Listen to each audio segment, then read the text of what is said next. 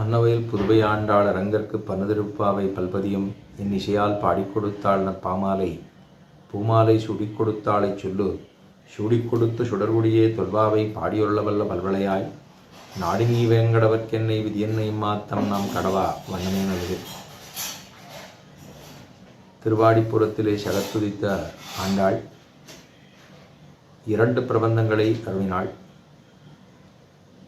திருப்பாவைங்கிற பாவன் ஒன்பு, நாச்சியார் திருமொழின்னு சொல்லப்படுகிற 143 பாசுரங்கள், 2 மாலைகளை ஈந்தாள். திருமாலை சென்று கிட்டினாள். சிறு குழந்தையாக இருந்தபோதே பரபக்தி என்ன, பரஜானம் என்ன, பரமபக்தி என்ன அப்படிங்கிற திசையெல்லாம்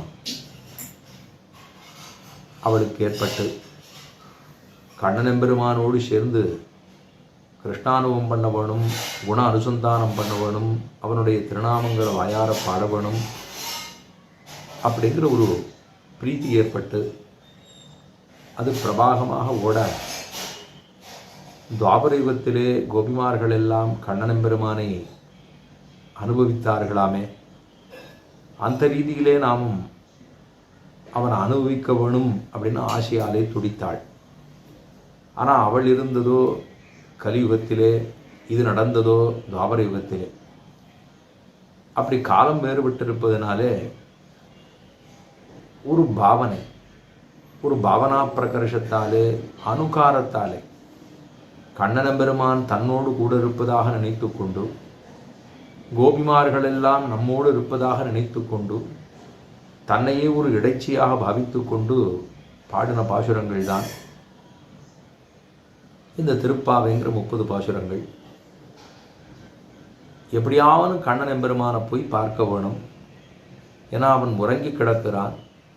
மற்ற ஆழ்வார்களுக்கெல்லாம் ஏற்பட்டதுன்னு சொன்னால் அவர்கள் தான் கண்டார்கள், எம்பெருமான் அவர்களுக்கு சேவசாதித்தான், சேவித்தார்கள். ஆனால் இவளுக்கோ, இவள் கண்ணனெம்பெருமானுடைய திருமாளிகைக்கு சென்று அவளை எழுப்பி, கண்ணனை எழுப்பி அவனிடத்திலிருந்து பெற்றாள் அப்படிங்கிற பேர் இவளுக்கு ஏற்பட்டது. ஆக மற்ற ஆழ்வார்களை காட்டிலும் 10 ஆழ்வார்களை காட்டிலும் உயர்ந்தவள் ஆண்டாள். அதைத்தான் பிஞ்சாய் பழுத்தாளை ஆண்டாளை பத்தியுடன் நாளும் பழுத்தாய் மனமே மகிழ்ந்துன்னு மாமனிகள் தெரிவிக்கிறார். அப்படி ஆண்டாள் அனுகரித்த 30 பாசுரங்கள், முதல் 5 பாசுரங்கள் அவதாரிகா பாகம். 10 வீட்டு பெண் குழந்தைகளை எழுப்பினாள். அது 5 லட்சம் கோடி பெண்களை எழுப்புவதற்கு உபலட்சணமாக கொள்ளப்பட்டது. எல்லாரையும் எழுப்பி கொண்டு கிருஷ்ணனுடைய திருமாளிகை, அதாவது நந்தகோபனுடைய திருமாளிகைக்கு சென்று கோயில் காப்பான், வாசல் காப்பானை எழுப்பி அவர்களை எழுப்பி அவனிடத்திலே பறை அப்படிங்கிறத பிரார்த்தித்து அவனுக்கு மங்களாசாசனம் பண்ணி அவனுடைய பெருமைகளையெல்லாம் சொல்லி அவனிடத்திலிருந்து நோன்புக்கு உண்டானதான உபகரணங்களை எல்லாம் பெற்றார் போன பாசுரத்தாலே. நாங்கள்லாம் நோன்பு நோக்கிறோம், எனக்கு நீ உபகரணங்களை கொடுக்க வேணும், நோன்புக்கு வேண்டியதாக இருக்கக்கூடிய உபகரணங்களை கொடுக்க வேணும்னு பிரார்த்தித்தது மாலை மணிவண்ணாவிலே. மாலேன்னு சொன்னபடியினாலே தான் எளிமையை காட்டுகிறான் எம்பெருமான். முந்தானையிலே முடித்து வைத்திருக்கக்கூடிய எளிமை. மாம்ங்கிற சப்தம் சர்வதர்மான் பரித்தஜ்ய மாம் ஏகம் சரணம் பிரஜ அஹம் தா சர்வாவேபியோ மோக்ஷயிஷ்யாமி மாசுச்சகான்னு சொல்லுகிற கண்ணனெம்பெருமானுடைய ஸ்லோகத்திலே மாம் அப்படிங்கிற சப்தமானது இங்கே மாலேங்கிற சப்தமாக எளிமையை காட்டுகிறது, நீர்மையை காட்டுகிறது, சௌலபியத்தை காட்டுகிறது. அகங்கிற சப்தம் இருக்கே, அது ஆளின் நிலையாய் அப்படிங்கிற மேன்மையை காட்டுகிறது, பரத்தத்தை காட்டுகிறது. கண்ணனெம்பெருமானுடைய அவதாரம் அப்படின்னு சொன்னாலே அது மனுஷே பரத்வம் அப்படின்னு சொல்லுகிறோம். பரத்வம் தான் ஏஷநாராயண ஸ்ரீமானாக இருக்கக்கூடியவன் தானும் மதுராம்புரின்னு வந்து தானும் தேவகிக்கும் வசுதேவருக்குமாக 8வது கர்ப்பமாக வந்து சேர்ந்தான் அப்படின்னு சொன்னாலுமே கூட அவன் கீழடங்கி வந்ததுங்கிறது ஒரு நீர்மை, ஒரு சௌலபியம். எல்லாரோடும் கலந்து பரிமாறுகைங்கிற குணத்தை காட்டுகிறான் ஸ்ரீ கிருஷ்ணாவதாரத்தில். அப்படி அந்த பெருமானிடத்தில் எனக்கு வேணும் பாஞ்ச சங்கங்கள் எல்லாம் வேண்டும் என்று பிரார்த்தித்தாள், கொடுத்தான். பறை வேணும் என்று பிரார்த்தித்தாள், கொடுத்தான். பல்லாண்டு வாடுபவர்கள் வேணும் என்று கேட்டார்கள், கொடுத்தான். எங்களுக்கு விதானம் வேணும் என்று கேட்டால் கொடுத்தான். கொடி வேணும் என்று கேட்டால் கொடுத்தான். எல்லாவற்றையும் கொடுத்தோம்.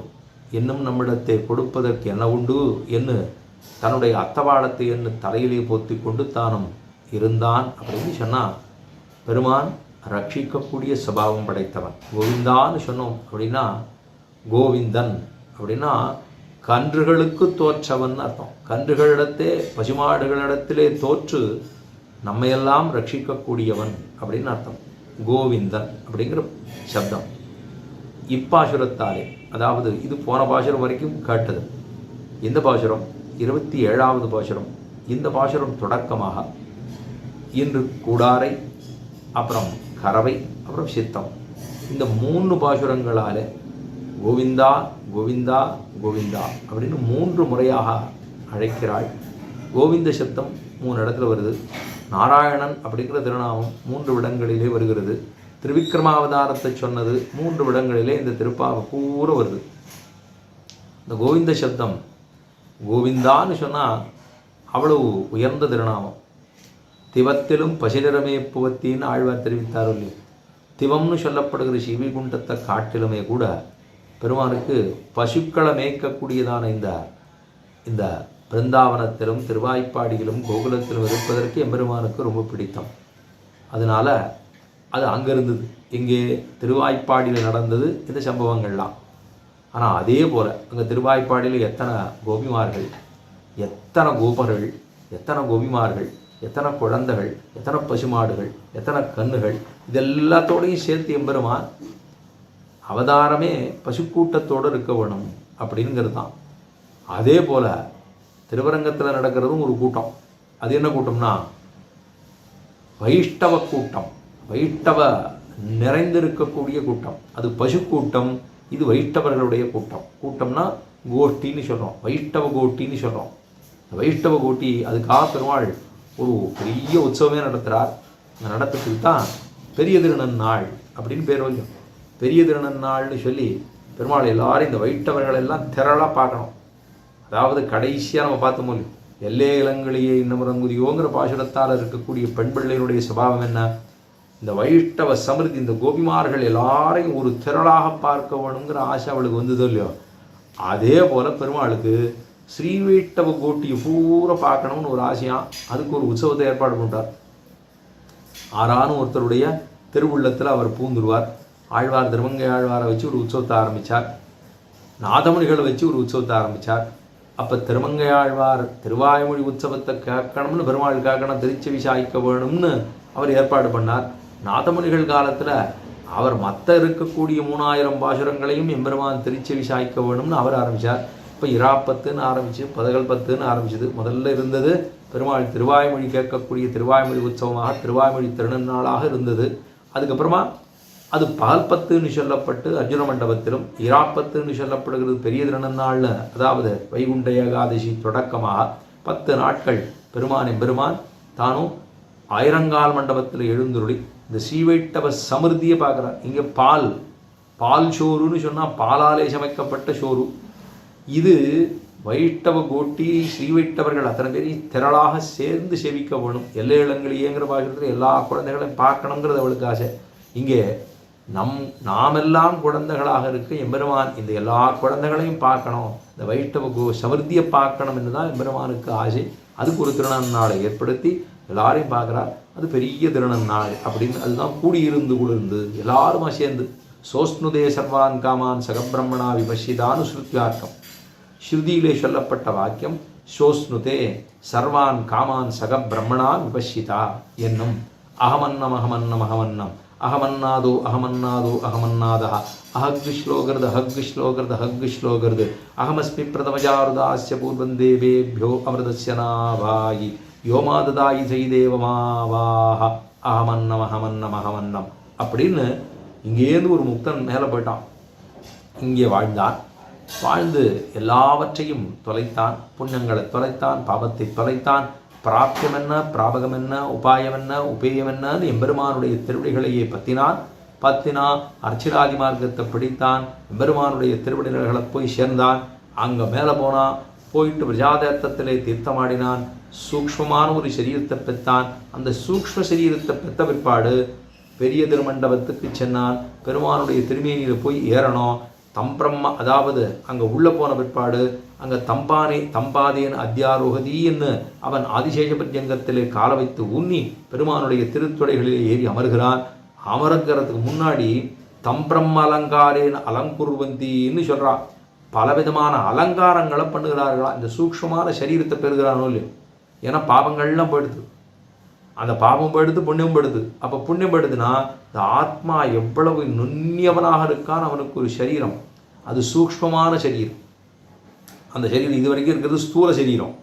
இதுக்கப்புறம் பெருமாளில் போய் விரஜாதேத்தத்தில் தீர்த்தம் எடுப்பான் பிற்பாடு அமானவனன் நம்மை கரத்தாலே தேண்டல் கடன்னா உள்ள அப்படி முழுக்கு பெருமாள் அந்த விரஜாதேத்தத்தில் போய் தீர்த்தமாடுறான். தீர்த்தமாடினவுடனே அங்கிருந்து கையை பிடிச்சி கூப்பிட்றார். கூப்பிட்டு அந்த அமானவன் கைப்பிடித்து கரம் பிடித்து அந்த பக்கம் விடுறார். இந்த வாரம் அங்கே தான் இருக்கு, போயிட்டு வா அப்படின்னா. இது ராமானுஜர் தான் இப்படி போயிட்டு இருக்கிறான். திருமலைக்கு போகணும். கோட்டியாரோட எல்லாம் சிஷ்யாரோடு போயிட்டே இருக்கார். இந்த திருக்கோவலூர் தாண்டி அப்படி போகிறார். அப்போல்லாம் காடு மார்க்கமாக இருந்திருக்கோ இல்லையோ. அங்கே போன போது அப்பா திருமலைக்கு எப்படிப்பா போகிறது அப்படின்னு கேட்டபோது, அப்படி போங்க சாமின்னு ஒருத்தன் கை காமிச்சானான். ஏர் ஓட்டம், ஏர் எடுப்பாரோட தேர்த்தம் எடுப்பாடோ இல்லையோ, குளத்துலையோ நீர்நிலைகளில் போட்டு ஏறு இப்படி ஏறுறது. அந்த பக்கம் ஏறினா இறங்கும், அங்கேருந்து இந்த பக்கம் வந்தோம்னா இங்கே இறங்கும். இப்படி போய் தேர்த்தத்தை எடுத்து கொட்டுறது. பாத்தியில் போகும், ஜலம் போகும், வயலுக்கு வரப்பா எல்லாத்துக்கும் போகும். அந்த ஏத்த வரைக்கக்கூடியவன் ஒருத்தனை கேட்டிருக்கார். அவன் சொன்னான், அந்த போகசாமி அந்த பக்கம் இருப்பார் திருமலை, இந்த பக்கம் தான் போகணும் அப்படின்னா. ஒரு அமானவனை போல நமக்கு கிட்டிடாரேன்னு எம்பெருமானார் சொன்னாராம். அமானவனை போல நமக்கு வழி காட்டுறான் பார், திருமாவணி மண்டபத்துக்கு போகிறது மாதிரி இவன் காட்டுறான் பார் திருமலைக்கு போகிறது அப்படின்னு எம்பெருமானார் சொல்லியிருக்கணும்னா அது பாவம். ஆக அந்த எம்பெருமானார், அதாவது எம்பெருமானார் திருப்பாவைஜியர்னு சொல்கிறோம். இப்போ இந்த முக்தனானவன் போய் பெருமாளுடைய திருமேனியில் போய் ஏறுறான். ஏறி திருத்துறைகளில் உட்காந்து கோஷிங்கிறார், அகம் பிரம்மாஸ்மின்னு சொல்கிறான். அப்போ இந்த முக்தன் எம்பெருமானுடைய எல்லா கல்யாண குணங்களும் 8 விதமான கல்யாண குணங்கள் நிரம்ப பெற்று எம்பெருமானோடு சேர்ந்து அனுபவிக்கிறான். அவனை எம்பெருமான அனுபவிக்கிறான்னா எம்பெருமான் இவன் அனுபவிக்கிறான். இவனுக்கு அந்த அனுபவத்தை எம்பெருமான் கொடுக்கிறான். அப்படிங்கிறதுக்கு சோஸ்னுதே சர்வான் காமான் சகபிரம்மணா என்ன அந்த பிரம்மத்தை பரபிரம்மத்தோடு சேர்ந்தும் தானும் அனுபவிக்கிறான்னு சொல்லப்படுகிறது. அது ஸ்ருதி வாக்கியம். அதே போல் அகமன்னம்னு சொன்னால் அகமன்னம் இவன் பக்குவப்படுத்தப்பட்ட ஒரு அன்னமாக அங்கே போய் செல்லுகிறான். எம்பெருமான் இவனை புஜிக்கிறான். அவன் அதுதான் அகமன்னம் அன்னாதன், என்னை உண்ணக்கூடியவன், என்னை சாப்பிடக்கூடியவன் எம்பெருமான். அகமன்னாதான்னு தான் எம்பெருமானாலே புஜிக்கப்படுகிறானேன்னு இவன் ஆனந்தப்படுகிறான். ஒரு பரதந்திரனாக ஆனந்தப்படுகிறான் அப்படிங்கிறது இருக்கும் இல்லையோ. அப்பவும் என்னை போய் பெருமாள் சாப்பிட்றாரேங்கிறது உண்டானா நாம் எம்பெருமானாலே புஜிக்கப்படுகிறோங்கிற ஆனந்தம். அப்படி இந்த அன்னம் என்னைக்கானோ என்னை இவர் சாப்பிட்றாரு, ரொம்ப நல்லா சாப்பிட்றாரு, கவலமாக உருட்டி சாப்பிட்றாருன்னு நினச்சிக்காதோ இல்லையோ. அது எம்பெருமானாலே புஜிக்கப்படுகிறோங்கிற ஒரு பரமானந்தத்தை பெறுகிறான். அதுவும் அவரது நிருளா அப்படிங்கிறது தான். அங்கேயும் பரதந்திரனாக தான் இருக்கார். அப்போ இவன் இருக்கணும். அப்போ அங்கே போனால் முக்தனாக மாறி விடுகிறான்ங்கிற அர்த்தம். அதுதான் கூடியிருந்து குளிர்ந்து பெருமாள் பெரிய திருநன்னாள் என்று ஏற்பாடு பண்ணி அத்தனையும் பண்ணுறாரோ இல்லையோ. அதெல்லாம் எம்பெருமானுக்கு ஸ்ரீ வைஷ்ணவ சமிருத்தியை பார்க்க வேணும், திரளாக பார்க்க வேணும். அதுக்குன்னு ஒரு உற்சவம். இதெல்லாம் எம்பெருமான் ஏற்பாடு பண்ணி அத்தனையும் நடாத்தி கொண்டு போகிறான்ங்கிறது அவ்வளோ உயர்ந்ததான திருவாக்கு. கூடியிருந்து குளிர்ந்து. எப்போ குளிரலாம் என்ன போன பாஷை சொல்லுது, எல்லாத்தையும் கொடுத்துட்டார். எல்லாம் உங்களுக்கு அபேட்சிக்கிறபடியன் என்ன வேணும் கொடுங்கோ அப்படின்னா எல்லாத்தையும் கொடுத்துட்டார். இப்போ பெருமாள்கிட்ட பறை பிரார்த்திக்கிறா, எல்லாரும் வந்துட்டா இதுக்கு ஒரு சம்மானம் கொடுக்கணும். நாங்கள்லாம் ஒன்று நோன்பு நோக்கிறோம், இந்த நோன்பு நோற்பதற்கு சம்மானம் வேணும். நான் உங்கள்கிட்ட இது வாங்கிக்க போகிறேன். ஒரு இடத்துக்கு வந்துருக்கோம், ஏதோ பெருமாளுக்கு சம்பிரோஷம் நடக்கிறதுன்னு ஒருத்தர்கிட்ட போகிறோம். சாமி தேவாள்கிட்ட வந்திருக்கோம், எதுக்கு தெரியுமோ தேவாள்கிட்டேருந்து ரொம்ப முக்கியமானது ஒன்று வாங்கிக்க போகிறோம் அப்படின்னு சொல்ல முடியுமா? நமக்குன்னு இல்லையே, பெருமாளுக்குன்னு தானே வாங்க போகிறா. அப்போ தேவாலயத்தை ரொம்ப எதிர்பார்த்துன்னு வந்திருக்கோம் அப்படின்னு சொல்லி தேவாலயத்தை செய்கிறது அப்படின்னு உரிமையாக சொல்லிடுவோம் அவள்கிட்ட. அப்படின்னு சொல்லிட்டோம்னா அவர் என்னன்னு பார்ப்பார், குருன்னு பார்த்துட்டே இருப்பார். என்னது அப்படின்னா இருக்கட்டும் சுவாமி ஆனந்தம் செஞ்சுட்டா போச்சு அப்படின்னு சொல்லிடுவாள் இல்லை. இப்போ இந்த எம்பெருமானிடத்திலிருந்து பெறப்பெறுகிறதான சம்மானம். ஏன்னா முன்னாடி பார்த்தோம்னா வையத்து வாழ்வீர்களில் அங்கே சொன்னபோது நோன்பு நோக்க போகிறோன்னு சொல்லி ஆரம்பித்தா. மொதல் பாசுரத்தில் நோன்பு நோக்க போகிறோன்னு சொல்லலை. மார்கழி திங்கள் மருந்தன நாளால் நீராடப் பொதுவீர் பொதுவினோ நிரடியே சீர்மல்கும் ஆய்ப்பாடி செல்வச் சிறுமியர்கள் குருவேல் கொடுந்துள்ளேன்னு இந்த பிரபாவம் இப்போ நாராயணனே நமக்கு பரதருவான்னு முதல்ல சொல்லிட்டு நம்ம பண்ண போகிறதுக்கு என்ன இப்போ பிராப்பியம் என்ன, பிராபகம் என்ன, உபாயம் என்ன, உபேயம் என்னங்கிறத முதல்ல சொல்லிட்டான். இப்போ நோன்பு நோக்க போகிறான். அடுத்த பாசுரத்தில் நோன்பு நோக்க போகிறான். அப்போ நோன்பு நோக்க போவதற்கு முன்பாக என்ன செய்யணும், என்ன செய்யப்படாது, கிருத்திய அகிருத்திய விவேகங்கள் என்ன செய்ய வேண்டும், என்ன செய்யப்படாதுங்கிறத அங்கே சொன்னால் நெய் உண்ணோம், பால் உண்ணோம், நாட்காலே நீராடுவோம், நெய் உண்ணோம், பால் உண்ணோம், மையிட்டு எழுதோம், மலரிட்டு நாம் முடியும், செய்யாதன செய்யும், தீக்குறளை சென்று போதும், இதெல்லாம் செய்ய மாட்டோம்னு சொல்லிவிட்டான். இப்போ நோன்பு நோக்கிறதுக்கு முன்னாடி இப்படிலாம் இருக்கணும். நோன்பு நோத்த பிற்பாடு எப்படி இருக்கணும்னா இதெல்லாம் பண்ணலான்னு அர்த்தமா? இதெல்லாம் பண்ணலாம்ங்கிறது இல்லை. நாட்காலே நீராடுறதுங்கிறது பண்ணணும். அவனுடைய வாயினாலே பாடவனும் பரமநடிபாடிங்கிறது பாடணும். ஆனால் மிச்சம் சொன்னதெல்லாம் நெய் உண்ணோம்னு முன்னாடி சொன்னான். ஏன்னா நோன்பு நோக்கிறதுக்கு முன்னாடி. இப்போ பால் உண்ணோம்னு சொன்னான். இப்போ என்ன சொல்ல போகிறா அப்படின்னா, நான் உங்கள்கிட்ட ஒரு சம்மானம் வாங்கணும். இந்த சம்மானம் என்ன? தேவால் தான் கொடுக்கணும். நோன்பு நோக்கு இருக்குமோ இல்லையோ, எல்லாம் பட்டிருக்குமோ இல்லையோ, அதுக்காக கொடுக்கணும் அப்படின்னு பிரார்த்திக்கிறது தான் 27வது பாசுரமாக கூடார வெல்லும் சீர் கோவிந்தா உந்தன்னை பாடி பரகொண்டு யாம்பெரு சம்மானம் நாடு புகழும் பரிசினால் நன்னாக சுடகமே தொல்வளையே தோடே செவிப்பூவே பாடகமே என்று அணைய பல்கலனும் யாமணிவோம் அடைவிடுப்போம் அதன் பின்னே பாரிசோரு மூடனை பெய்து முழங்க வழிவார குடியிருந்து குளிர்ந்தேலோ ரம்பாவாய், குடியிருந்து குளிர்ந்து ஏலோ ரம்பாவாய். இப்போ எல்லாம் நோன்பெல்லாம் முடிஞ்சு போச்சு. முடிஞ்ச பிற்பாடு என்ன சம்மானம் நீ எனக்கு தரப்போறே, அது என்னென்ன தரப்போறேன்னு இவாளே சொல்கிறா. என்னென்ன நீ எனக்கு கொடுக்கணும் தெரியுமோ அப்படின்னு. அப்போ எங்களுக்கு அலங்காரம்லாம் பண்ணி வைக்கணும். நீயும் நப்ப பிராட்டிமா சேர்ந்தான் எல்லாம் பண்ணணும். இதெல்லாம் பண்ணுறது நீங்கள் சாத்த நாங்கள் சாத்தி கொள்ள வேண்டும் அப்படிங்கிறதா தான் பாசுரம். கூடார வெல்லும் சீர் கோவிந்தா. கூடாரை யாரெல்லாம் கூட மாட்டோம்னு ஆரெல்லாம் கூட மாட்டோம், உன்னோட நடந்து போவோம் அப்படின்னு ஆரோன்னு சொல்லி கூட மாட்டோம் அப்படிங்கிற அளவு இல்லையோ, அவளை என்ன பண்ணுறான்னா ஜெயிச்சுடுவார். கூடிடுவோம்னு சொன்னோம்னா பெருமாளே நான் உன்னோட கூடிவிட்டேன் அப்படின்னோம்னா நம்மகிட்ட தோத்து விடுவார். எப்படி இருக்கு?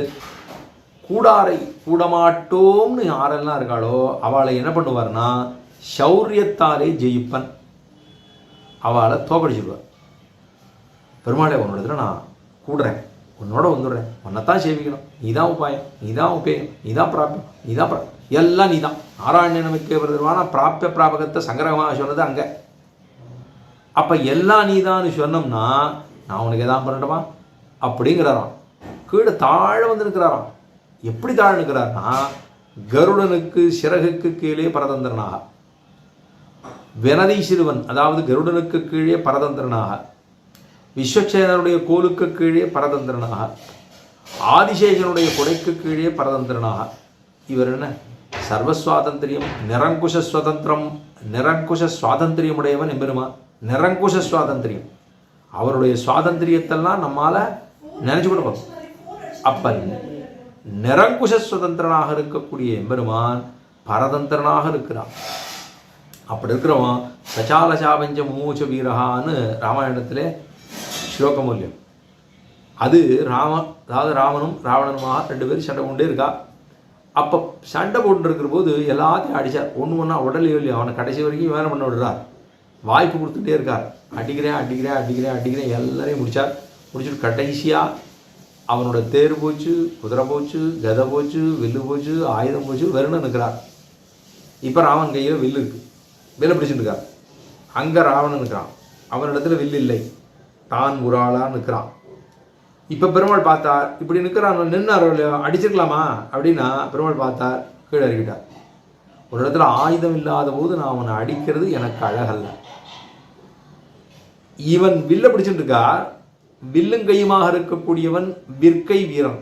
இவர் வீரன், ராமன் வீரன். ஆனால் அவன்கிட்ட வில்லு இல்லை, வெறுங்கையாக இருக்கான். வெறுங்கையாக இருந்தாலும் வீரன், ஏன்னா அடிக்கவே இல்லை இவர். இவர் விற்கை வீரன், அவர் வெறுங்கை வீரன். வெறுங்கையாக இருக்கு ஆனாலும் வீரன் தான். இவன் வில்லுங்கையுமா இருக்கார் ஆனாலும் வீரன் தான். ஏன்னா ராமன் அவனை அடிக்கவில்லை, அடிக்காமல் விட்டுட்டான். போயிட்டு வாப்பா, யோசனை பண்ணிட்டு வா அப்படி சொல்லிட்டாரோ இல்லையோ. அப்போ நனமேயம், நான் உன்னோடு கூடமாட்டோம்னு சொல்லிட்டோம்னா பெருமாள் விடமாட்டார். கூடிட்டேன் அப்படின்னு சொல்லிட்டோம்னா உன் கீழே கிடைக்க நீ என்ன பண்ணுறியோ பண்ணு அப்படின்னு பெருமாள் பண்ண போகிறார். அப்போ யாரெல்லாம் எப்படி எப்படியெல்லாம் பெருமாள் திருத்துறாருன்னா, தன்னுடைய அழகாலும் சீலத்தாலும் யாரெல்லாம் அனுகூலர்களாக இருக்கிறார்களோ, அனுகூலர்கள் பெருமாளோடு ஒத்திருக்கக்கூடியவர்கள், அந்த அனுகூலர்களாக இருந்தால் பெருமாள் அவர்களை எப்படி ஜெயிக்கிறான் அப்படின்னா, அழகாலே ஜெயிக்கிறான், சீல குணத்தாலே ஜெயிக்கிறான். கூடோம் அல்லோம், கூட மாட்டோம், கூடோம் அப்படின்னு ஆறான்னு சொன்னால் அவர்களை சௌரியத்தாலே வெல்லுகிறான். சௌரியம் வீரத்தாலே, சௌரிய பராக்கிரமன்னு சொல்ல முடியும். பெருமானாதனுடைய கஜத்தில் சாதிக்கிறாரோ இல்லையோ. அப்போ அப்படி அவர்களை சௌரியத்தாலே ஜெயிக்கிறான்.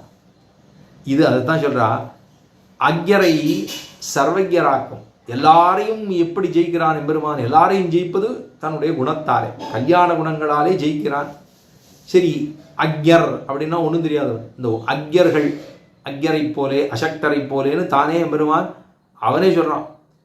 ஸ்வஸ்வாமி பாவத்தை மாறாடிக்கொண்டு அக்யரை போலேயும் அசக்கரை போலேயும் அஸ்வதந்திரரை போலேயும்னு தான் அப்படி இருக்கார். இவ்வளவு தூரமாக இவருக்கு எல்லாம் தெரிஞ்சவன் ஒன்றும் தெரியாத மாதிரி இருக்கான். எவ்வளோ சக்தி இருக்கிறவன் ஒரு சக்தி இல்லாத மாதிரி இருக்கான். அப்படி இருக்கான். நம்ம ஆனால் ஒன்றுமே தெரியாது, எல்லாம் தெரிஞ்சு சொல்லுவோம். இதுதான் நமக்கு இருக்கிறது. அப்போ அவன் சுதந்திரனாக இருக்கக்கூடியவன், சுதந்திரமே இல்லாத மாதிரி இருக்கான். அப்படி ஒரு அர்ச்சகபராதீனா அகிலாத்மஸ்திதின்னு சொல்லும்படியா ஒரு அர்ச்சகருக்கு கைகளுக்கு உட்பட்ட, அவருடைய கைங்கரியத்துக்கு உட்பட்ட பெருமான் தானும் இருக்கிறார் அந்த திருமேனியோட. ஆக ஒரு எல்லாரையும் வெல்லுவது அப்படின்னு சொன்னால் தன்னுடைய குணங்களாலே, கல்யாண குணங்களாலே. அக்யர்கள் ஒன்றுமே தெரியாதவர்கள், அவர்களை எப்படி ஜெயிக்கிறான்? அக்யரை சர்வஜராக்குகிறான். சர்வஜரை எத்திரம் என்ன பண்ணுகிறான்?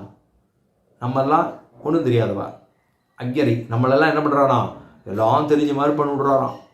சரி, சர்வஜர் என்ன பண்ணுறாருன்னா, சர்வஜர் நம்மாழ்வார் போல ஒருத்தர் இருக்கார்.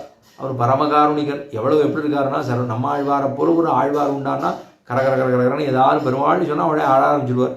அவருக்கு எளிவரும் இயல்பினன் ஆழ்வார் பாசுரம் ஆரம்பிக்கிறார். பத்துடையறியவர் எளியவன் அப்படின்னு சொன்னோம்னா, அப்பா தாமோதர விற்த்தாந்தத்தை நினைத்தார், அப்படியே மோகம் பண்ணி கீழ் விழுந்தாரோ இல்லையோ, அந்த மாதிரி பண்ண வச்சுடுவாராம் பெருமாள். அப்போ அக்யர்னு சொல்லப்படுகிற நம்மை சர்வஜராக்குகிறான் தன்னுடைய கல்யாண குணங்களாலே, தன்னுடைய அழகாலே, தன்னுடைய சீலகுணத்தாலே நம்ம எல்லாம் அப்படி பண்ணுறாராம். சரி, சர்வஜரை என்ன பண்ணுறாருன்னா எத்திரவாக்க பண்ணும், அவர்களை அப்படியே மயக்கம் போட்டு கழுவணும். அதான் கூடாரை வெல்லும் சீர்கோவிந்தா. யார்கிட்ட தோக்குறான்னா, பசுமாட்டு கூட்டம், கண்ணுக்குட்டி கூட்டம் எல்லாத்துலேயும் தோத்துப்படுறார். அது எப்படி தோக்குறார் அப்படின்னா, திவத்தை காட்டிலும் பசுகளிடத்திலே ஒரு ஆசை, அதுகளிடத்திலையும் தோக்குறார். அதுகளுக்கு எல்லாம் சொல்லிக் கொடுக்குறார். அதெல்லாம் கண்ணுக்குட்டிலாம் வந்ததுன்னா அதுக்கெல்லாம் தீர்த்தம் சாப்பிட்றதுக்கு கற்றுக் கொடுக்குறாராம். யமுனை ஆற்றங்கரையிலே பெருமாள் அப்படி இட்டமான பசுக்கள், இந்த பசுக்கள் எல்லாம் அப்படி பின்னாடி கையை கட்டிட்டு அப்படி யமுனையில் எப்படி நாக்க நீட்டி எப்படி சேர்த்தாத சாப்பிட்றதுன்னு சொல்லி கொடுக்குறாராம். அது இஷ்டமான பசுக்களை, இஷ்டம்னு சொல்லக்கூடாது, இட்டமான பசுக்களை இனிது மரித்து நீரூட்டி விட்டுக்கொண்டே விளையாடும் விருந்தாவனத்தை கண்டோமே நாச்சியார் சொல்கிறாடோ இல்லையோ. ஆஹா, இட்டமான பசுக்களை கூட்டிக் கொண்டு கண்ணுக்குட்டியை கூட்டிகிட்டு போய் தான் 2 கையை பின்னாடி வச்சுட்டு அதுக்கு தீர்த்த சாப்பிட்றதுக்கு கற்றுக் கொடுக்குறாராம் பெருமாள். இது பசுக்களிடத்திலே தோற்கிறான். தோத்துட்டு அந்த பசுக்களை தோர்த்தாலும் சரி நம்ம எல்லாம் ரட்சிக்கக்கூடிய, பசுக்களை மட்டும் ரட்சிக்கலை, பசு போலத்தானே நம்மளும் இருக்கோம். அடுத்து சொல்ல போகிறோம், அறிவொன்றும் இல்லாத ஆய்க்கணும்னு அடுத்த பாசுறோம். அப்போ நமக்கு பசு கூட்டத்தை மாதிரி நம்ம ஒன்றுமே, ஏன்னா ஞானேனஹீனா பசுபிஷமானா, ஞானஹீனனாக இருந்தோம், எல்லாத்துலேயும் குறை உண்டு. ஆழ்வார் சொல்கிறார், அறிவினால் குறைவிலமே, நிறவினால் குறைவிலமே, எல்லாம் ஒன்றுனா குறைவிலமே, அழகினா ஒன்று ஒன்றா நமக்கு ஒன்றுமே இல்லையே, இதனால இல்லையேன்னு சொல்லிட்டே வர்றார் ஆழ்வார். ஆனால் நம்ம என்னைக்காவது சொல்லிக்கிறோமா? அறிவினால் குறைவிலமேன்னு என்னைக்காவது சொல்லிக்கிறோமான்னா எனக்கே எல்லாம் தெரியும் அப்படின்னு நம்ம சொல்ல இல்லையோ. ஆனால் பெருமாள் விடத்திலே ரட்சிக்கக்கூடியவன், அதான் கோவிந்தன். அந்த கோவிந்தன் ரட்சிக்கக்கூடிய சுபாவத்தை படைத்தவன். பசுக்கூடத்தை மட்டுமல்ல நம்மையும் சேர்த்து குறவண்ணம் இல்லாத, அதாவது சொல்றார், கூடார வெல்லும் சீர் கோவிந்தா உந்தன்னை பாடிப்பற உண்டு, உன்னை உந்தன்னை பாடிப்பற கொண்டு நாங்கள்லாம் அனன்ய பிரயோஜனர்களா ஸ்வயம் பிரயோஜனர்களாக அல்லர்கள் அதிலே எழுதியிருக்கா ஹிரண்யாய நமஹா அப்படின்னு இருந்தது. அப்போ ஸ்வயம் பிரயோஜனமாக அவன் பண்ணான். எல்லாரும் என் பேரை தான் சொல்லணும், நமஹா சொல்லணும், ஆறு இல்லை நாராயணனா ஒத்தனமே கிடையாதுன்னா பிரகலாத ஆழ்வானுடைய அப்பா சொன்னானு இல்லையா. அப்போ அவன் சொல்கிற போது எல்லாம் அது ஸ்வயம் பிரயோஜனமாக சொன்னது. ஆனால் இங்கே நாங்கள் என்ன சொல்கிறோம், அனன்ய பிரயோஜனர்கள். வேறு எதையும் எதிர்பார்க்கல. திருநாமத்தை சொல்ல வேணும், ஒன்றை சொல்லணும், ஒன்றையே சொல்லணும், திருநாமத்தையே சொல்ல வேணும், வாயாரப்பாட வேணும், நெஞ்சிலே கமர்பளந்த நெஞ்சு. அப்படியே இத்தனை தூரம் व्यசனப்பட்டு வந்திருக்கோம். இவ்வளோ தூரம் व्यசனப்பட்டு எல்லா நாட்டாரை எல்லாம் சொல்லி அவளுக்கெல்லாம் எங்களுக்கெல்லாம் நிறைய கட்டங்கள்லாம் இருக்குது, இந்த கட்டங்களெல்லாம் போகணும், நீங்கள்லாம் கொஞ்சம் கோச்சிக்காதுங்க, எல்லாம் சேர்க்கணும், கூட்டம் சேர்க்கணும், எல்லாரையும் ஆளெல்லாம் திரட்டி கொண்டு வரணும், எல்லாரையும் கூட்டி கொண்டு வந்து நாங்கள் எல்லாம் व्यசனப்பட்டோம், கவலைப்பட்டோம். பெருமாளே உன்னிடத்துல உன்னிடத்துல வாங்கணும், உன்னை சேர்க்கணும், உன்னோட சேரணும், பாடணும் அப்படின்னு நினச்சிட்டு இருந்தோம். முடியாமல் ரொம்ப துக்கப்பட்டுட்டோமோ இல்லையோ. எல்லாரும் வாழ்க்கையில் ரொம்ப ஆனந்தமாக எப்போதுமே குதூகலமோடு இருக்குமா, அதெல்லாம் ஒன்றும் இல்லை. இவன் என்ன சொல்ல, கெட்டானுவம் பண்ணுவதற்காக நாங்கள் வந்தோம், ரொம்ப சிரமப்பட்டு வந்திருக்கோம், குளிர் எல்லாரோடைய சேர்ந்து கூட்டுன்னு வந்திருக்கோம், விஷனப்பட்டு வந்தோம் மன்னோம். அப்போ உந்தன்னை பாடிப்பறவன் கூடாரவில்லும் ஸ்ரீ கோவிந்தா உந்தன்னை பாடிப்பற கொண்டு உன்னை பாடி வயார பாடி பறை கொண்டு ஊரு நாட்டாருக்கு தான் நோன்பு. இவாளுக்கு என்ன கிருஷ்ண சம்ஸ்லேஷம், கண்ணனம் பெருமானோடு சேர்ந்து அனுபவிக்க வேணும். பறை கொண்டு பிராப்பிய பிராபக விவகாரம், பிராப்பியம் கீழே சொன்னோம் நாராயண நமக்கே பிரதமான பிராப்பியத்தையும். ஏன்னா வழி என்ன, பெருமாளை போய் சேர்றதுக்கு வழி என்ன, ஒன்றும் அதாவது உபாயத்தாலே பெறப்படுவது அந்த பிராப்பியம், உபாயங்கிறது வழி, பெறப்படுவதுங்கிறது பெருமானுடைய திருவடி செய்கிற கைங்கரியம். அப்போ இங்கே பிராப்பியத்தையும் அது படுகிறதையும் அந்த கைங்கரியத்தையும் அது ரெண்டுமே அந்த இடத்துல கேட்கா. அப்போ பாடிப்பறை கொண்டு உன்னிடத்திலே பறை கொண்டு உன் திருவடியிலே விழுந்து உன் திருவடிக்கே கைங்கரம் பண்ணும். அப்போ அதை பாடி பறை கொண்டு உன்னிடத்துலேருந்து பெற்று யாம்பெரு சம்மானம். எதை பெற போகிறோம் நாங்கள், பெரிய சம்மானம். எங்களுக்கு நீங்கள் உலகத்தாருக்கா நாங்கள் உன்னிடத்துல வந்திருக்கோமே அப்படின்னு சொன்னால் பெரும் சம்மானம் என்ன, உலகத்துக்கே தெரியும்படியான ஒரு சம்மானம், எல்லாருக்கும் தெரியும்படியா. ஒருத்தருக்கு கொண்டாடணும் அப்படின்னா எல்லாருக்கும் முன்னாடி கொண்டாட வேண்டும், ஒருத்தரை ஏதாவது வையணுமானா தனிப்பட்ட முறையில் சொல்ல வேண்டும். இதெல்லாம் தான் ஒரு அவர்களுக்கு இருக்கக்கூடிய மரியாதையை கொடுக்க வேணும். அப்படி சொல்ல முடியலையோ, எல்லாருக்கும் கொடுக்கணும், எல்லாரும் முன்னாடியும் கொடுக்கணும். பதிம்சீதா என்ன பராசரப்பட்டர், அதாவது திருமாளிகள் இருப்பான் பராசரப்பட்ட கைசிக படனம் அதெல்லாம் சொல்லிட்டு கைசிக மகாத்தியத்தை சிவிச்சு பராசரப்பட்டர் வேதவியாசப்பட்டர் குரத்தாழ்வாருடைய திருக்குமார்கள் அவர்கள் தானே கைசிக ஏகாசி மகாத்தியத்துக்கு சொல்கிறா வியாக்கியானங்கள்லாம் செய்கிறாள் இல்லையோ. பண்ணும்போது வந்துட்டா பிரசாதங்கள் வரும், பிரசாதங்கள் வந்துடுத்துன்னா இதுதான் யாம்பெரு சம்மானம் அப்படின்னு வரா பட்டர்.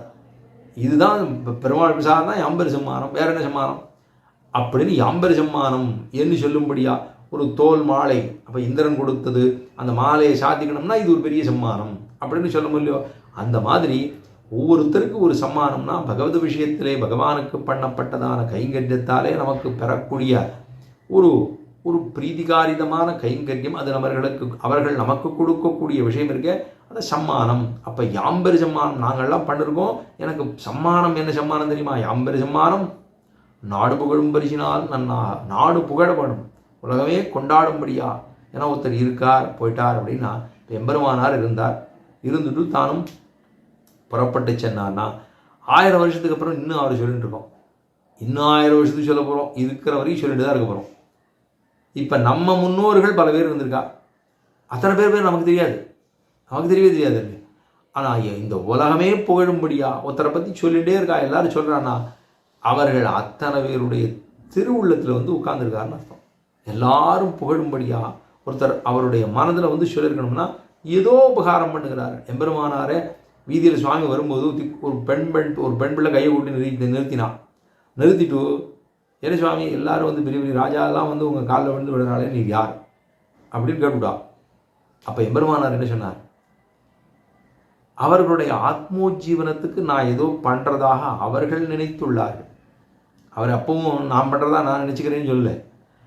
அவள்லாம் அவர்களுடைய ஆத்ம உஜ்ஜீவனத்துக்கு பெரிய பெரிய ராஜாலாம் வந்து விழுந்தாலாம், நித்தப்படியே வராராம், வீதியில் வராராம், ராஜாலாம் வராமல் விடுறான், பெருமானார்கிட்ட விடுறான், நிறைய பொன்னாடையாக கொடுக்குறான், பரிசாக கொடுக்குறான், அத்தையாக கொடுக்குறான், பொண்ணு மணி அது இது எல்லாம் கொடுக்குறான். அவர் கையால் கூட தொட முடியாது, தொடவும் மாட்டார். அப்போ அவரிடத்துல வந்து சொல்கிறா, இந்த பெண்மணிக்கு சந்தேகம், யார் ஒருத்தர் யாரோ காஷை ஆடை முழங்காலுக்கு மேலே கட்டிட்டு இருக்கார், அவர் ஆறுவர் அப்படின்ட்டு வந்தால் அவரை பார்த்துட்டு விழுந்து சேவிச்சா எப்படி கேட்டால், உஜ்ஜீவனத்துக்காக ஏதோ பண்ணுறோம், நான் என்ன செய்யணும் அப்படின்னா, அதுக்கப்புறம் அவளுக்கு உபதேசம், வேமகாமந்திரத்தை உபதேசம் பண்ணி சொல்லிட்டே சொன்னால் கொங்கில் விராட்டி அப்படின்னு இருந்தா. அதுக்கப்புறம் கொங்கு நாட்டுக்கு போன போது இதெல்லாம் தான் நாடு புகழும் பரிசுன்னா, ஒருத்தரை பார்த்த உடனே அவர்களுடைய திருவடிகளை விழுந்து அவர்களிடத்தில் நாம் பெறக்கூடிய விஷயம். அப்போது உபதேசத்தாலே பெறக்கூடிய விஷயம் இதெல்லாம் தான் நமக்கு கிடைக்கக்கூடிய சம்மானம். ஏன் ஆளவந்தார் சொல்லுகிற போது அவரை சொல்ல சோத்திரத்தில் சொல்கிற போது அவர் பிதாமகரை சொல்கிறார், நாதமுனிம் விலோக்கியம் என்று சொல்லுகிறார். அது என்ன அப்படின்னா, அவராலே கொடுக்கப்பட்ட சம்மானம்.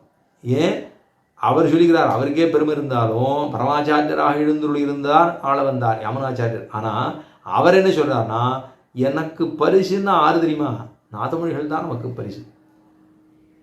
அகிருத்திமத்வ சரணாரவிந்த பிரேம பிரகர்ஷாவதி ஆத்மபந்தம் பிதாமகம் நாதமுனிம் விலோக்கியம் பிரசீதமத்கிருத்தம் அச்சிந்தையித்வான்னு என்னை பார்த்தா கொடுக்க முடியாது பகவானே, நீ என்னை பார்த்தா யானால் ஒரு நாளும் ஒன்னையும் கொடுக்க முடியாது, பறை கொண்டு சொல்லிட்டே இருக்க வேண்டியதுதான். ஆனால் எங்கள் தாத்தா பிதாமகம்னு சொல்லிட்டேனோ இல்லையோ, அதுக்கப்புறம் தேவாளால் கொடுக்காமலாம் இருக்க முடியாது, கிடைக்கிறதோ இல்லையோ எங்களுக்கு பெரும் சம்மானம், அப்படி தான் இருக்கணும் அப்படின்னு சொல்கிறா. இப்போ எம்பெருமானாரை பார்த்தா அது ஒரு பெரும் சம்மானம், நமக்கெல்லாம் எம்பெருமானாரே ஒரு சம்மானம். அவர்னால தான் நம்ம வாழ்ந்துட்டு இருக்கோம். நாமே அடியார்கள்னு சொல்கிறோம். இந்த அடியார்கள்னு நான் சொன்னால் ராமானுஜதாசன் சொன்னாலே இந்த எம்பெருமானாருக்கு அடியவன் சொல்கிறோம், எங்கள் தோப்பனாருக்கு அடியவன், எங்கள் தாத்தாவுக்கு அடியவன் சொல்லிக்கிறோம். எங்கள் அடியேன் ராமானுஜதாசன் ராமானுஜருடைய திருநாமத்தை இட்டனோ தாசநாமத்தை கொள்ளுகிறோம் அப்படின்னு பார்த்தோம்னா அதெல்லாம் நமக்கு சம்மானம். இப்போ நாடு புகழும் பரிசினால் நன்னாக சூடகமே. இப்போ என்னென்ன வாங்க போகிறோம் தெரியுமா அவனோடதுலேருந்து கேட்குறா. பரிசினால் நன்னாக சூடகமே. வந்துட்டோம், பெருமாளை போய் சேர்த்துட்டோம். பக்கத்தில் சேர்ந்த உடனே சூடகம் அப்படின்னா கைக்கு வந்த உடனே பெருமானோட போய் பக்கத்தில் போய் நின்று அவர் கையை பிடிக்கிறாரு. அப்போ கையை பிடித்து வந்தையா அப்படின்னா சூடகம் கைக்கு இடப்படக்கூடிய திருவாபரணம். சூடகமே தோல்வளையே, கையை பிடிச்ச உடனே ஒரு ஆஸ்வாசப்படும்படியாக அப்படியே தோளில் சாஞ்சிடும். அப்போ தோளுக்கு தோல்வளையே, தோளுக்கு சாத்தப்படக்கூடிய ஆபரணம். தூடகமே தோல்வளையே தோடே, தோளில் சாஞ்சினோடனே அப்படி ஆக்ரானம், அது காதுகிட்ட போய் அப்படியே எதுவும் முணுங்கிறது, ஏதோ ரகசியமாக பேசுறது இருக்கோ இல்லையோ. அப்போ சூடகமே தோல்வளையே தோடே செவிப்பூவே, அதுக்கு மேலே போட்டுக்கிறது, செவிக்கு மேலே போட்டுக்கக்கூடிய பூ போல இருக்கக்கூடிய சேர்த்துக்கிறாளோ இல்லையோ, அப்போ அதுக்கு போட்டுக்கிற ஆபரணம். தோடுக்கு மேலே இருக்கக்கூடிய செவிக்கு மேலுக்கு இருக்கக்கூடிய பூஷணம். சூடகமே தோல்வளையே தோடே செவிப்பூவே பாடகமே. இதெல்லாம் பண்ணவனே கையை பிடிக்கிறார், தோளில் சேரம், காதுகிட்ட போகிறோம், அப்புறம் குருகுருன்னு எதுவும் பண்ணுறோம். பண்ண பிற்பாடு பாடகமே என்று அவனுடைய திருவிழிகளிலே விழுந்தே விடுகிறோம். விழுந்துட்டோம்னா பாடகம்னா காலுக்கு போடக்கூடிய ஆவரணம். சூடகமே தோல்வளையே தோடே செவிப்பூவே பாடகமே என்று அணைய பல்கலனம் யாமணிவோம்.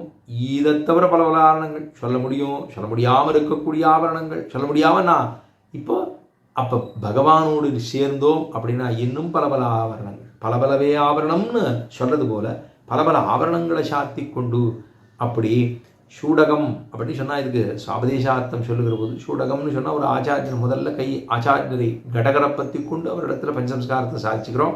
சூடகம் அப்படின்னு சொல்லி திருக்கைகளை பற்றி அவருக்கு உபதேசம் பண்ணுறதுக்கு முன்னாடி ஸ்தாபகா புன்றகா தானாம மந்திரோயாகசிய பஞ்சமகான்னு சொல்கிறாரு. அப்போ தோல்வளையேன்னு பஞ்சசம்ஸ்காரத்தை சக்கரலாஞ்சனங்களை தரித்து கொண்டு அதுக்கப்புறமா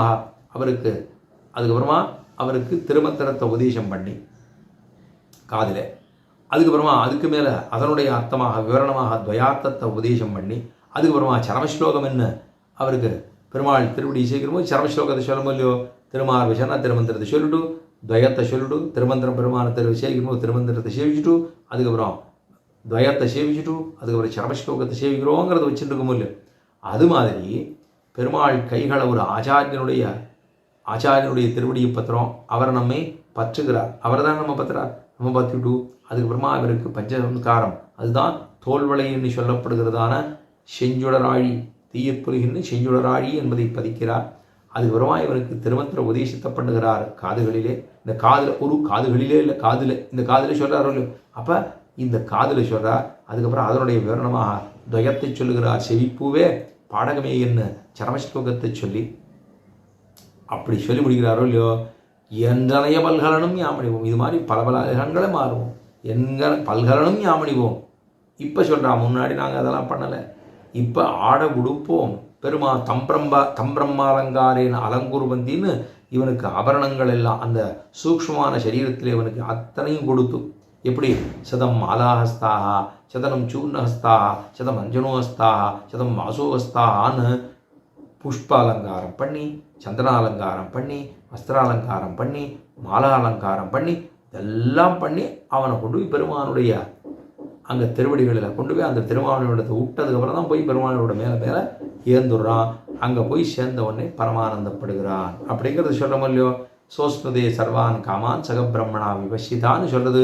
குடியிருந்து குளிர்ந்து யாம்பர் என்றனைய பல்கலனும் யமணிவோம் ஆடை உடுப்போம் அதன் பின்னே பால்சோறு. நன்னா திருவாபரணங்கள் எல்லாம் நன்னா ஆடைகள்லாம் நல்லா சாத்துப்போம். இது வரைக்கும் விடும், இது வரைக்கும் சேர்த்துக்கல, புதுசாக சேர்த்துக்கல, இப்போ புதுசாக சேர்த்துருக்கோம். உடுத்து கலந்தன் பீதகவாடைன்னு ஆழ்வார் சொன்னது மாதிரி பெருமாளுக்கு சாத்திட்டு அதை கலைந்ததான உடுப்பு தான் நம்ம சாத்திக்கணும். உடுத்து கலந்தனன் பீதகவாட உடுத்து கலத்ததுண்டுன்னு பெரியாழ்வார் சாதித்தது போல் ஆடை உடுப்போம் அதன் பின்னே பால் சோறு. ஏன்னா அதுக்கப்புறம் நல்லா பால் சோறு சாப்பிடணும். ஏன்னா திருவாய்ப்பாடியில் பால் தான் சமர்த்தி.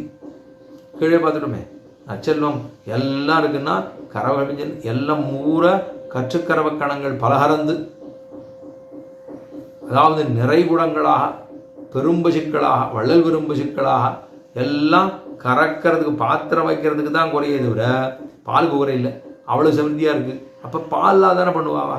இப்போ இன்னைக்கு தானே அக்கார அடிசில் கூடார வெல்லும் சீர் தான் அக்கார அடிசில் பாசுரம் அப்படின்னு வச்சுக்கலாமா? அப்படின்னா கூடார வெல்லும் சீர் இதனால தான் என்ன சொல்கிறா, அது பால் சோறு, பாலாலே சமைத்த சோறு, தீர்த்தத்தாலே இல்லை. அங்கே சமிருத்தி தீர்த்தத்தை விட பால் எமனோ ஒரு ஓடுது.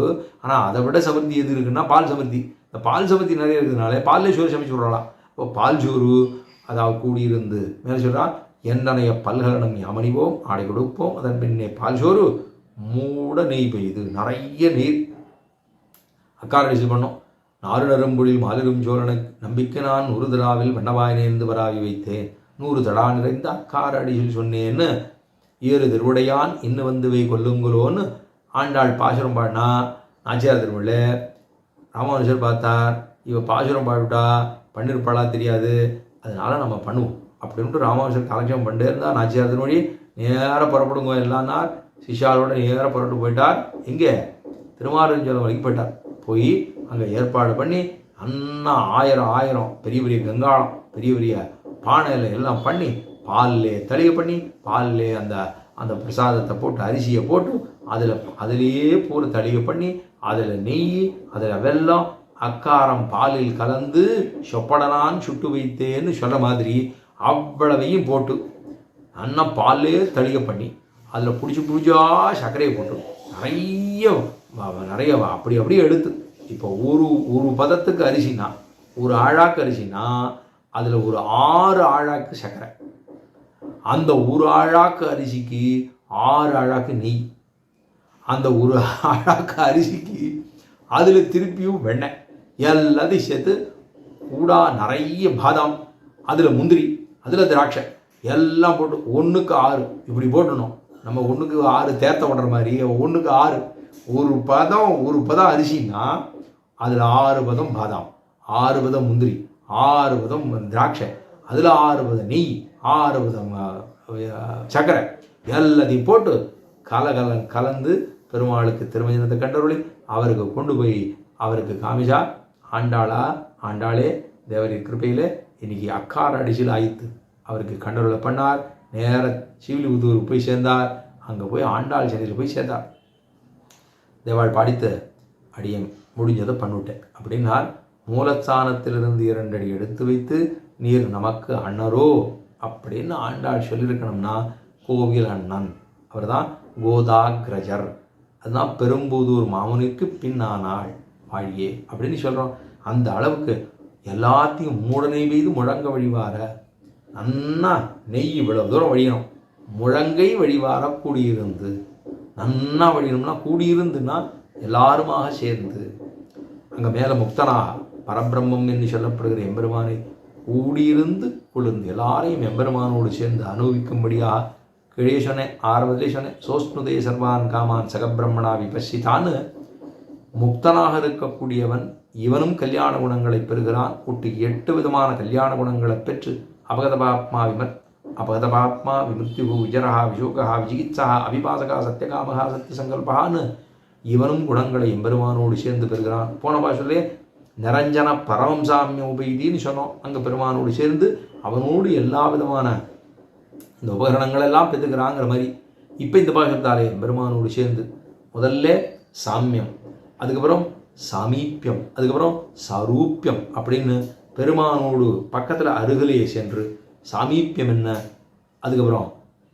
சாமீப்பியம் அருகில் போயிடுறான், சாரூப்பியம் சாலோக்கியம் என்று 3 விதமான மோட்சத்தையும் பெருமானுக்கு பக்கத்திலேயே போய் சேர்ந்து விடுகிறான். அப்படிங்கிறதுனால தான் அவனோடு சேர்ந்து ஆனந்தப்படுகிறான், கூடியிருந்து குளிர்ந்து. இதுதான் பெரிய திருநாளில் பெருமாள் இத்தனை ஏற்பாடு பண்ணி எல்லாரையும் சேர்ந்து காண வேண்டும், ஒரு திரளாக காண வேண்டும் என்று பெருமான் ஆசைப்பட்டான்னு சொல்ல முடியும். அந்த அளவுக்கு கூடியிருந்து குளிர்ந்து ஏலூர் அம்பாவாயின்னு சொன்ன பாசுரம் 27வது பாசுரம். ஆண்டாள் திருவடிகளே சரணம். ஸ்ரீமத்திய விட்டுச்சித்தாக்கிய மனோநந்தன ஹேதவே நந்தநந்த சுந்தரியே கோதாயே நித்திய மங்களம். ஸ்ரீமதே ரமஜாமாத்ரு முனீந்திரா மகாத்மனே ஸ்ரீ ரங்கவாசினே பூயாது நித்தியஸ்ரீ நித்தியமங்கலம் சொல்லி அமைகிறேன்.